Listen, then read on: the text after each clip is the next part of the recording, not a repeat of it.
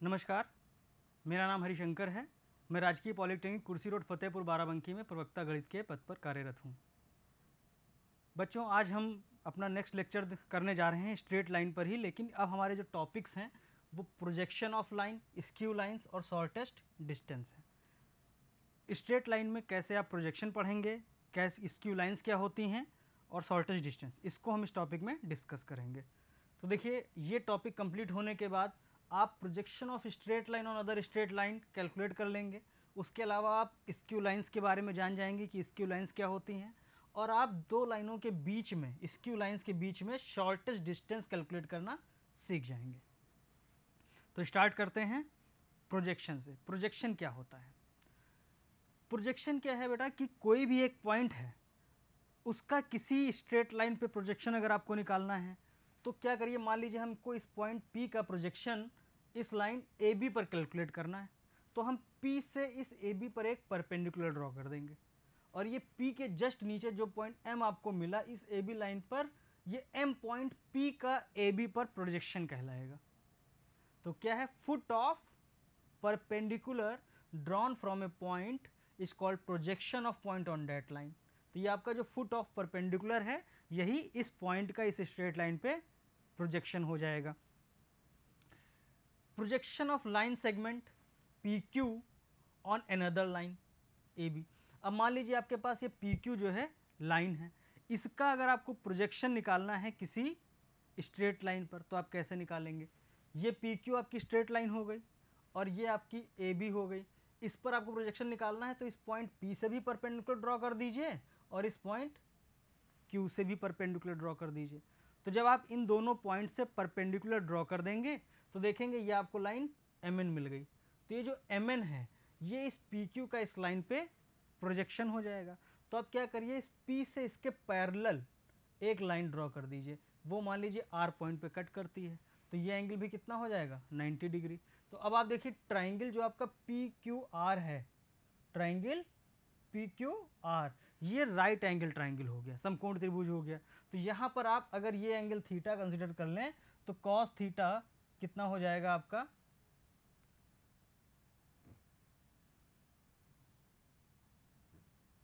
देखिए cos theta कितना हो जाएगा? PR डेट मीन्स MN, क्योंकि PR और MN पैरेलल हैं और ये 90 डिग्री है तो दोनों इक्वल होंगे। तो cos theta equal to MN upon PQ। तो ये MN की वैल्यू जो आपको कैलकुलेट करनी है वो कितनी आ गई? PQ cos theta.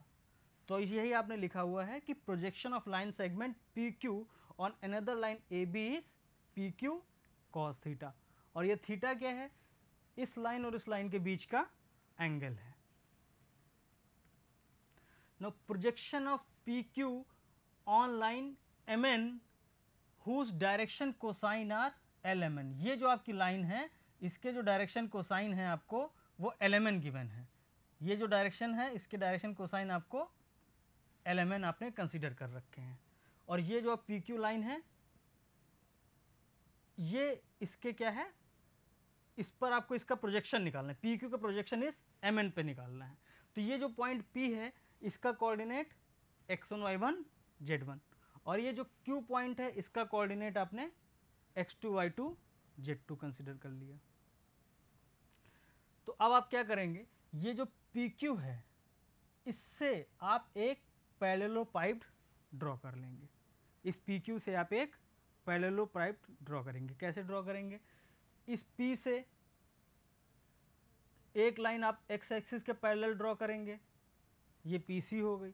एक लाइन आप ड्रॉ करेंगे पैरेलल y एक्सिस के, ये PA हो गई।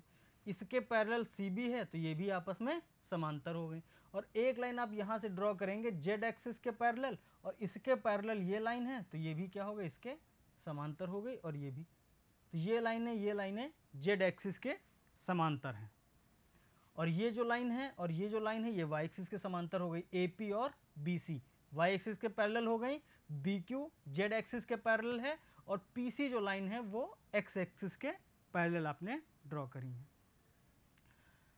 अब आप यहाँ पर देखिए जो ये P है इसका जो आपने कोऑर्डिनेट कंसीडर किया है x1 y1 z1, तो सिर्फ x एक्सिस पे फोकस करिए।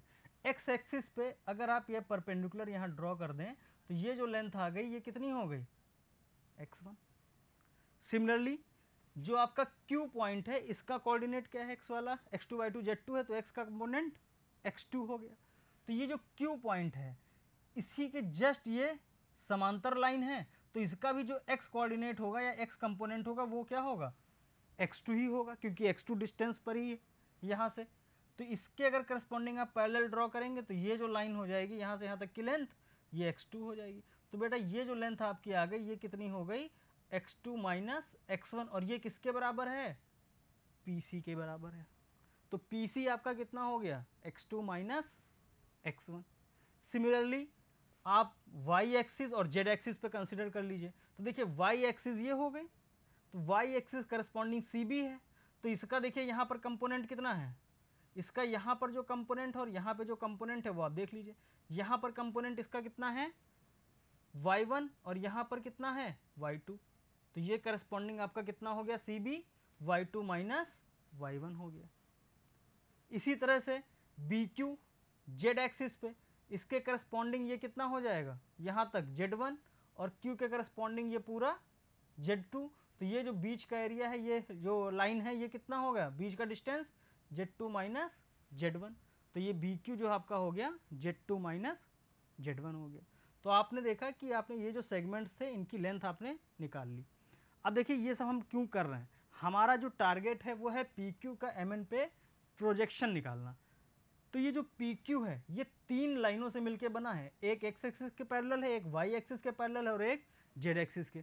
तो यहाँ पर बेटा हम रिजॉल्वेंट वाला कॉन्सेप्ट लगाएंगे कि अगर आपके पास कोई लाइन है और उसको आपने उसके x, y और z एक्सिस के करस्पॉन्डिंग अगर आपने रिजॉल्व कर रखा है तो इसका जो नेट इफेक्ट है वो इसके जो x, y, z कंपोनेंट हैं उनके नेट इफेक्ट के सम के इक्वल होगा।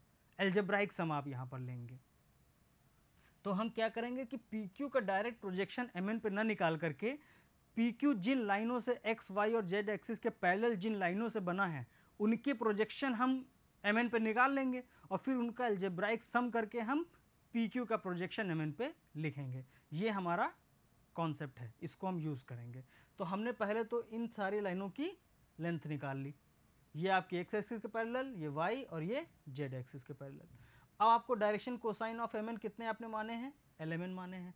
तो LMN अगर डायरेक्शन कोसाइन है और ये लाइन जो है x, y, z एक्सिस साथ angle alpha beta gamma consider कर लेते हैं, बना रही है, तो इसका मतलब कि L बराबर कितना हो जाएगा, कॉस अल्फा, M बराबर कितना हो जाएगा, कॉस बीटा, और N बराबर कितना हो जाएगा, कॉस गामा। ये आपको MN के बारे में इंफॉर्मेशन है। अब देखिए projection of PC on MN। तो अब आप देखिए अपने फिगर में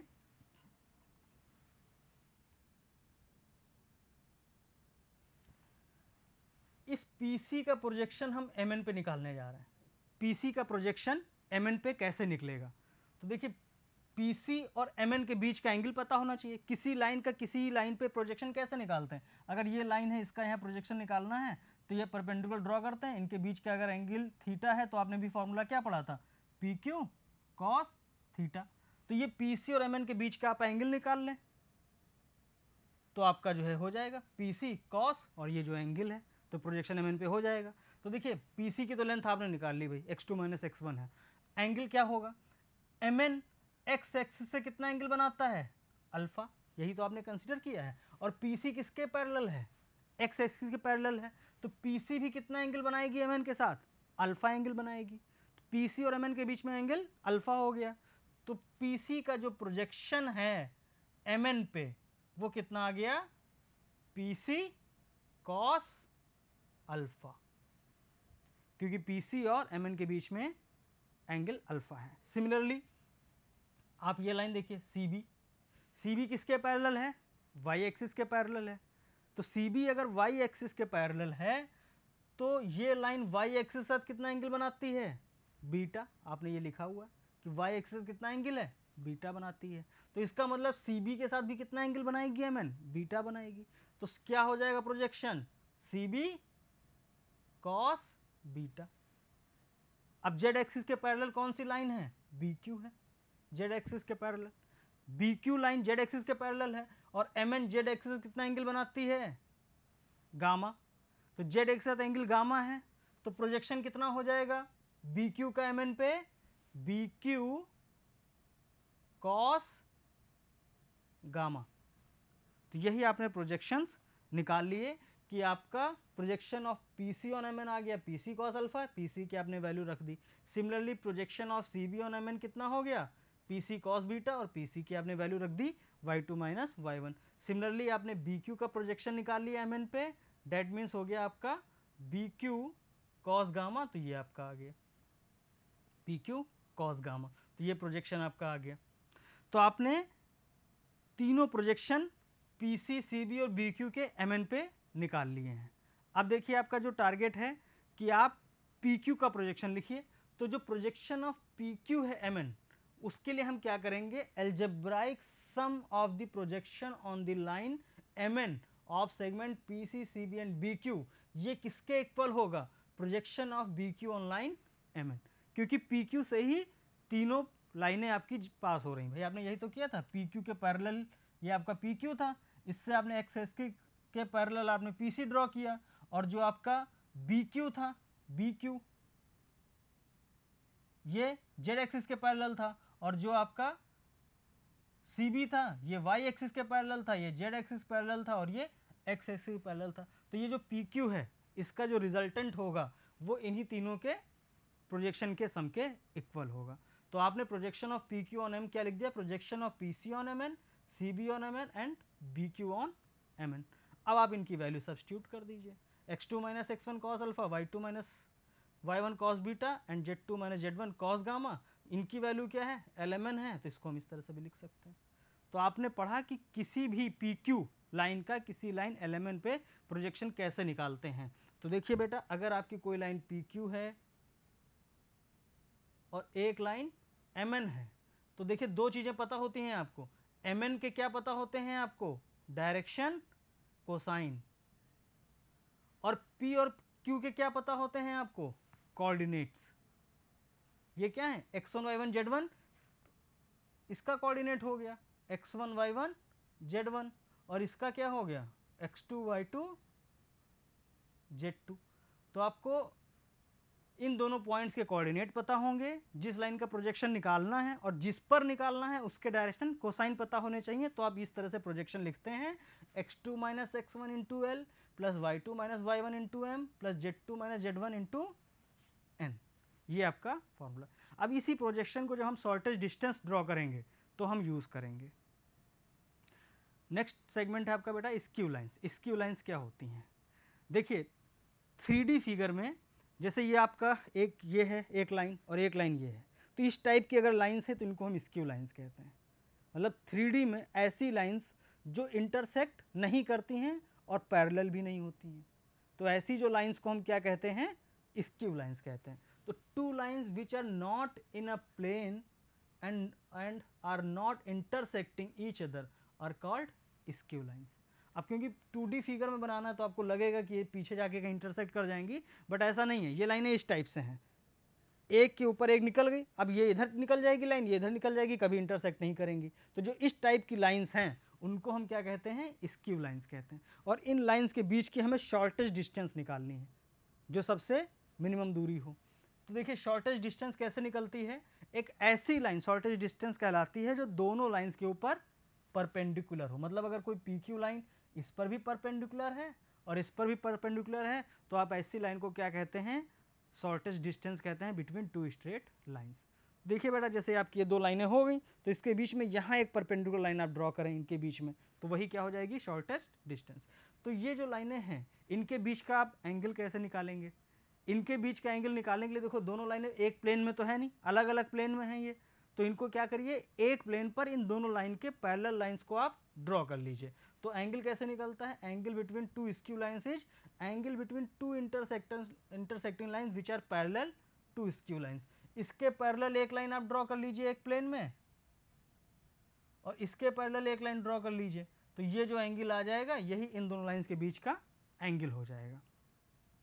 There is unique line between skew line which is perpendicular on both lines and is called shortest distance. ये जो पी क्यू लाइन है जो दोनों पे परपेंडिकुलर है, इसी को हम क्या कहते हैं, शॉर्टेस्ट डिस्टेंस। अब हम length and equation of shortest distance draw करने जा रहे हैं कि कैसे आप length and shortest distance find out कर सकते हैं। तो देखिए दो लाइन है आपके पास, एक ए बी है और एक सी डी है, दो लाइन्स हैं आपके पास। तो आप मान लीजिए कि जो ये आर एस है ये शॉर्टेस्ट डिस्टेंस है, तो ये दोनों पे परपेंडिकुलर है।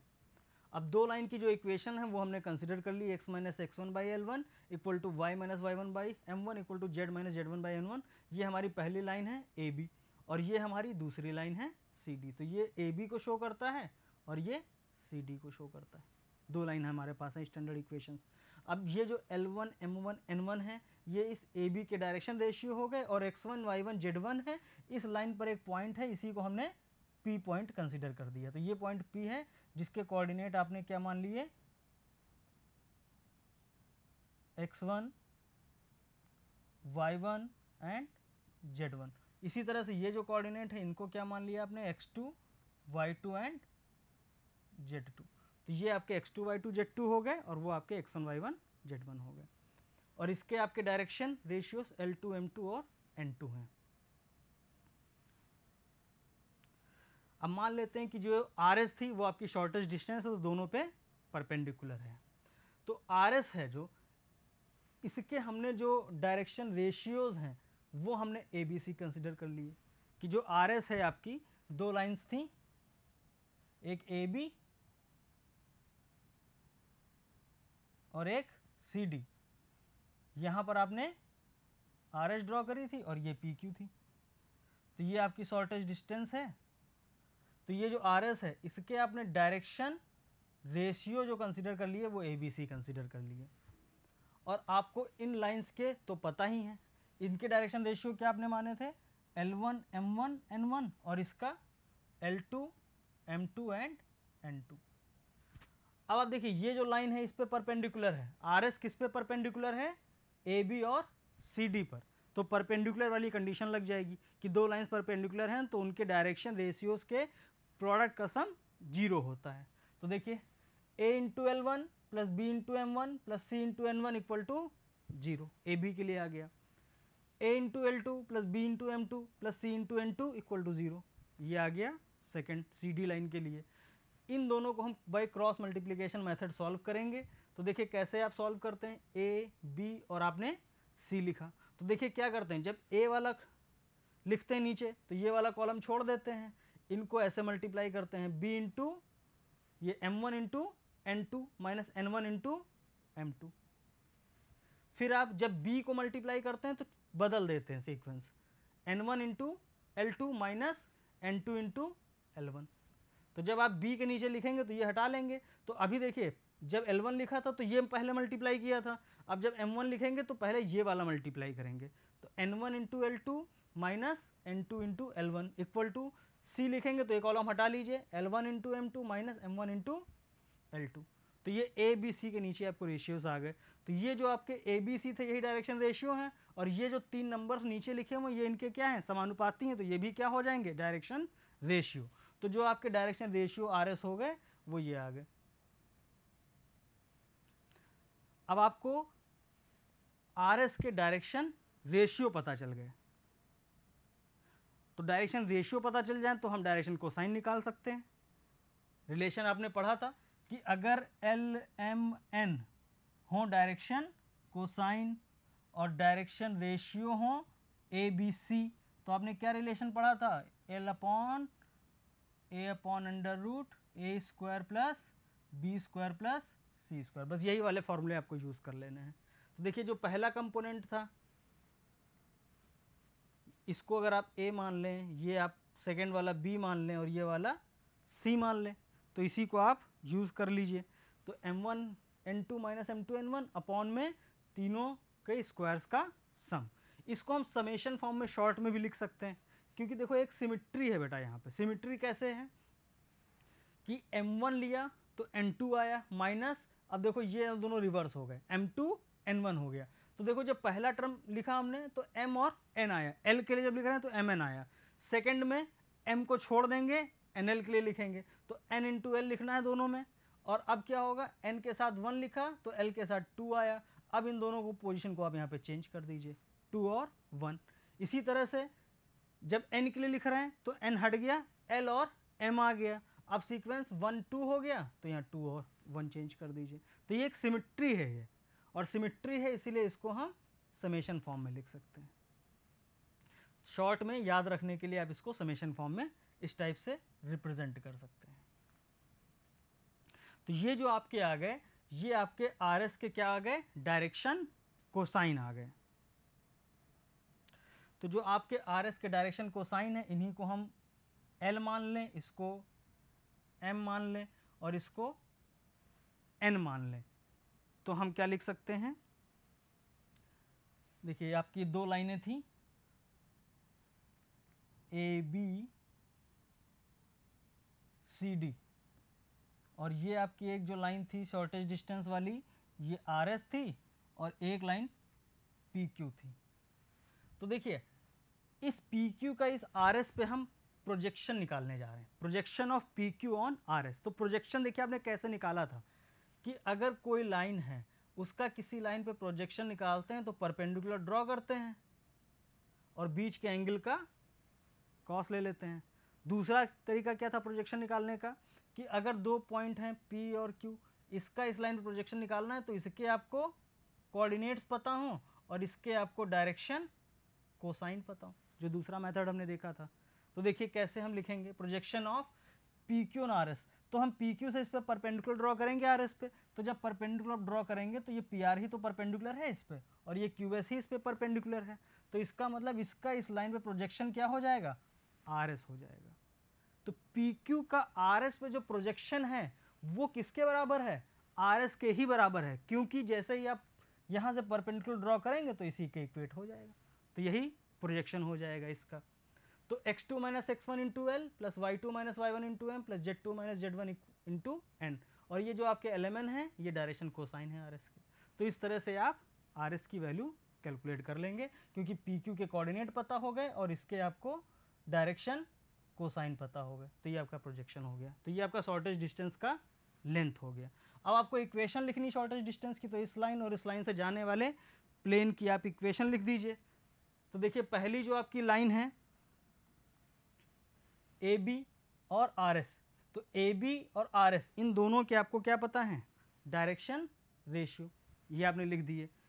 और x1 y1 z1 से पास करता है, तो ये पहले प्लेन की इक्वेशन हो गई जो ए बी और आर एस से पास होता है। इसी तरह से जो दूसरा प्लेन है सी डी और आर एस से पास होता है वो ये हो जाएगा, इसमें L2 M2 N2 और ए बी सी आ जाएंगे। तो आप देख रहे हैं कि ये जो दो प्लेन हैं इन दोनों प्लेनों पे आर एस कॉमन है, तो इसका मतलब ये जो दो प्लेन हैं वो इस आर एस की क्या दे रहे हैं, इक्वेशन दे रहे हैं। तो आप प्लेन की फॉर्म में इस आर एस की इक्वेशन को इस डिटर्मिनेंट के हेल्प से लिख सकते हैं। अब एक क्वेश्चन देख लेते हैं कि आपके पास दो स्ट्रेट लाइंस हैं, इसके बीच की शॉर्टेज डिस्टेंस आपको निकालनी है।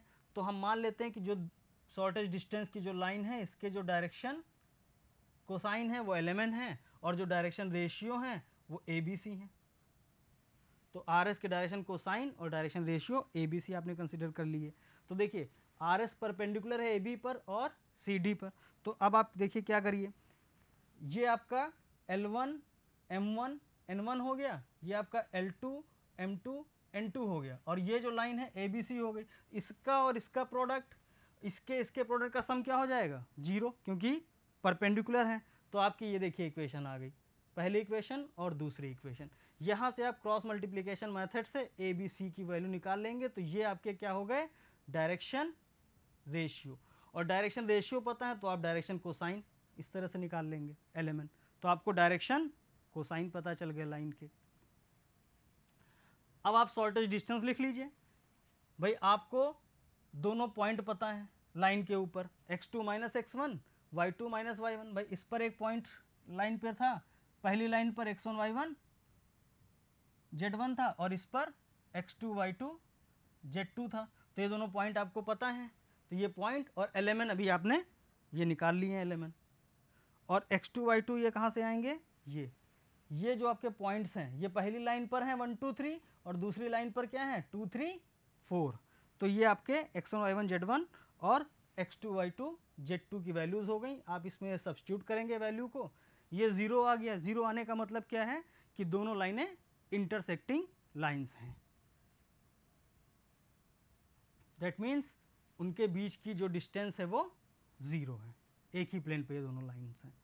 अदरवाइज कुछ वैल्यू आती तो आप कहते कि वो डिस्टेंस हो जाती, शॉर्टेस्ट डिस्टेंस हो जाती। तो आप इस तरह से दो लाइन्स के बीच की शॉर्टेस्ट डिस्टेंस को कैलकुलेट कर सकते हैं। Thank you.